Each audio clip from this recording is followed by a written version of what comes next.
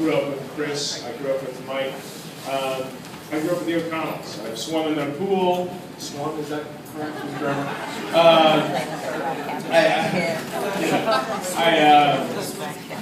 I had a great hockey coach over there, and I know them very well.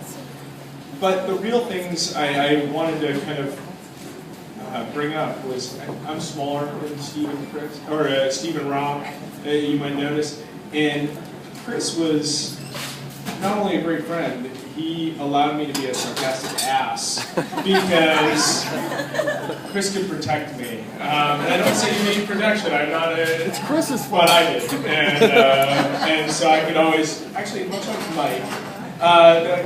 You hit me, Chris is gonna kick the shit out of you, which is always nice. But and that's nice for a partner. It is. My wife is a lacrosse player, so it works out great for me. But there are more to Chris, as we've heard, than that. And in high school, Chris was one of the most astounding people I ever knew.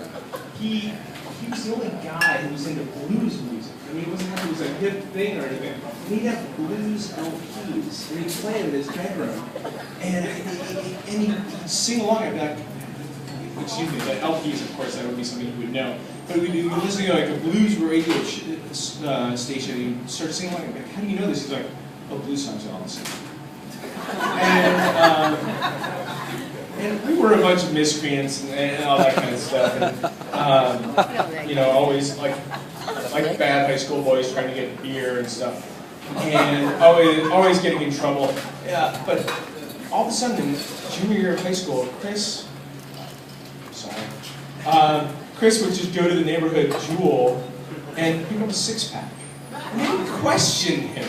He somehow, you know, got away with just buying a six-pack of beer without any trouble. He's the only person I know who just get away with it. He's like, he's playing it. I mean, it's a six-pack. They're not questioning you. You're not buying a case or 2 cases. Right?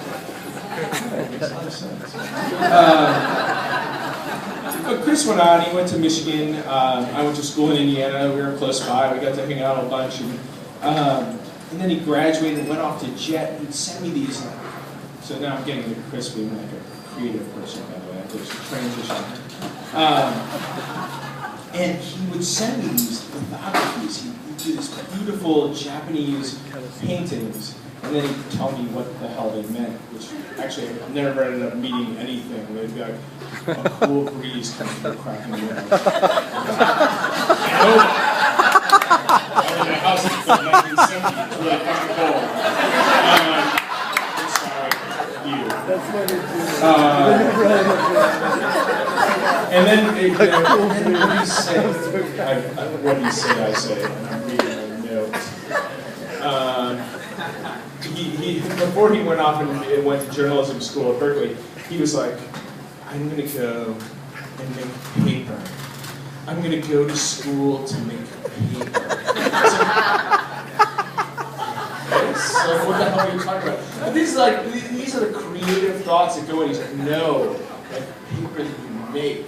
I don't know what that means.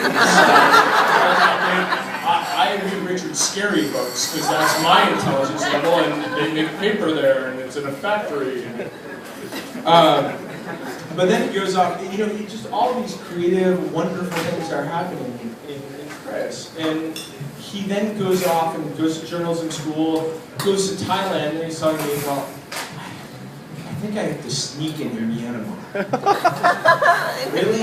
Who is that? Sneak into Myanmar. I don't think you need to do that.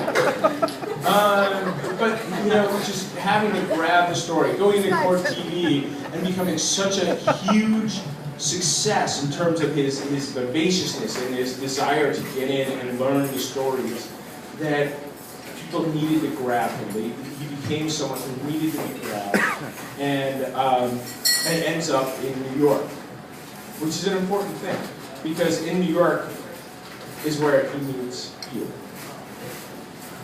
And that's, you know, let me see, excuse me, what is it?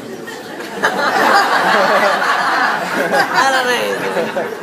I spent 1 hour with Heather. Oh yeah, that's right. So I met Heather for 1 hour, and that's all it took. To know that she was different. She was different than people I've seen Chris with. But she's not so different that I don't know. Yeah, I don't.